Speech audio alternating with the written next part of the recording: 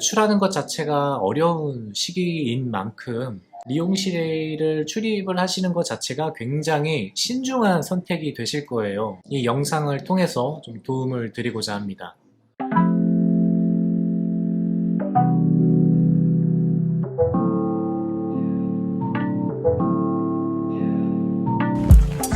길이든 뭐 가게든 다 지금 사람이 없습니다.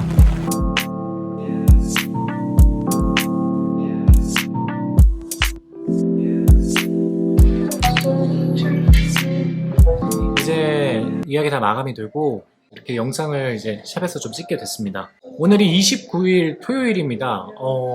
역대급으로 한가했던 주말이었던 것 같아요. 그래도 웨딩을 진행을 하시는 이제 신랑 신부님들은 좀 있으셔가지고 진행을 해드렸는데, 여쭤보니까 뭐 하객은 50인으로 유지를 하거나 그보다 뭐 오바가 되면은 공간을 따로 분리해서 스크린을 시청을 하는 형태로 진행을 한다고 합니다.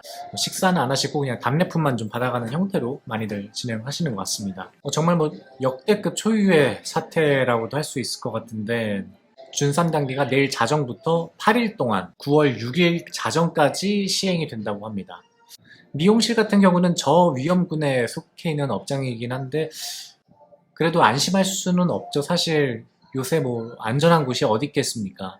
많은 미용실들이 지금 고객님들께 사전에 해피콜을 드려서 혹시라도 동행하시는 일행분들에 대한 방문을 자제해드리는 권고와 자리를 최대한 넓게 배치를 하고 예약 손님을 많이 줄이는 형태로 지금 영업을 하고 있는 걸로 알고 있습니다.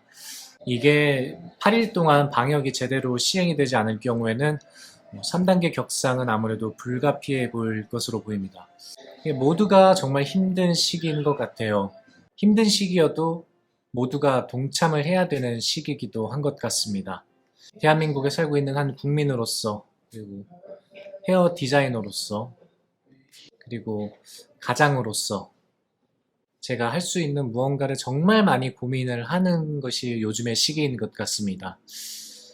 특히 뭐 요즘 고객님들께서 많이들 문의하시는 것 중 하나인데, 지금 이 시기에 나의 스타일을 가꾸는 것에 있어서 좀 굉장히 난감하신 분들이 많을 거라고 생각이 됩니다. 머리를 하시러 미용실을 가시게 된다면 그 외출이 굉장히 신중을 기여한 한 번의 외출이 되실 확률이 큰데, 그때 내가 어떤 머리를 해야 될지 갈팡질팡을 하시게 될 수도 있습니다. 어렵게 발걸음을 해주신 그 길이 무색해지지 않도록 이 영상을 통해서 좀 도움을 드리고자 합니다. 헤어스타일 같은 경우는 머리를 한 직후 자기 만족이 한 일주일 내외라고 보시면 돼요. 그 이후부터는 좀 무뎌집니다. 이후의 날들은 주변 사람들에 대한 호응, 반응에 의해서 좀 결정이 된다고 보시면 돼요. 때문에 지금처럼 비대면 사회에서는 내가 뭔가를 머리를 자주 하러 갈 수 있는 상황이 아니기 때문에 최소한의 손질과 최소한의 시술로 이 현상을 유지하는 것이 가장 바람직한 시점이라고 봅니다. 그러기 위해선 여러분들이 어떤 걸 하시면 좋느냐? 헤어 루틴을 정하시는 겁니다. 1년 동안 내가 머리를 어떤 거를 했는지를 한번 기억을 떠올려 보시면서 적어 보시고, 앞으로 더 기를지 혹은 자를지에 대해서 고민을 해보시길 바랍니다. 고민을 하고 어느 정도 크게 결정이 됐으면은 그 기장에서 가장 트렌디하고 혹은 내가 가장 하고 싶은 그런 스타일을 셀렉을 해서 천천히 관리하시는 게 중요합니다.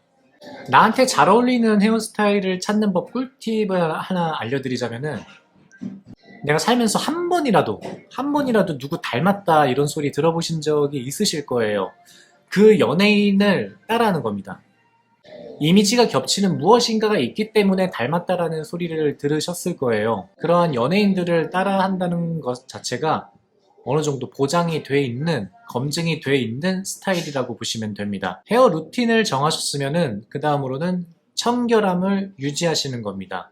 가장 뭐 화려하고 트렌디한 스타일을 뽐내는 것이 지금 시국과는 좀 온도가 안 맞을 수도 있을 것 같아요. 하지만 그렇다고 나의 외형을 막 무너뜨리는 것이 바람직한 행동이라고도 생각은 하지 않습니다. 청결함을 유지하는 것이 가장 중요한데, 결과 각을 유지하라고 말씀을 드렸습니다. 저번 영상을 참조하시면 될 것 같고요. 이런 것들이 갖춰졌을 때는 나의 외형적인 게 결코 무너질 리는 없습니다. 이펙트가 강한 헤어스타일을 하지 못하는 시점이기는 해도 외형적으로 조금 부족한 갈증은 느끼지 않으실 정도는 될 것 같습니다.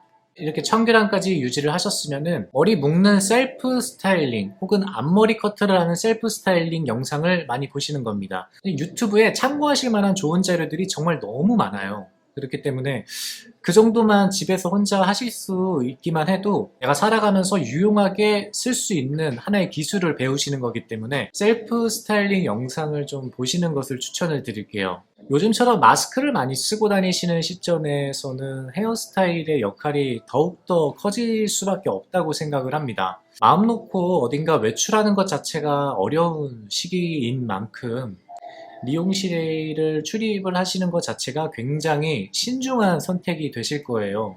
그렇게 신중하게 미용실을 가셨을 때 내가 정말 원하는 머리를 하시기 위해서는 루틴을 잘 찾으시고 그 루틴까지 가는 과정에서 청결함, 각과 결을 살리시고 셀프 스타일링을 몇 개 정도만 하실 수 있다면은 내가 미용실을 어렵게 방문을 했을 때 분명히 좋은 만족할 만한 결과를 얻으실 수 있는 시술이 되실 수 있을 겁니다. 이 코로나가 끝나도 비대면, 언컨택트 소셜이 계속 될 거라고들 많이 말씀을 하시더라고요.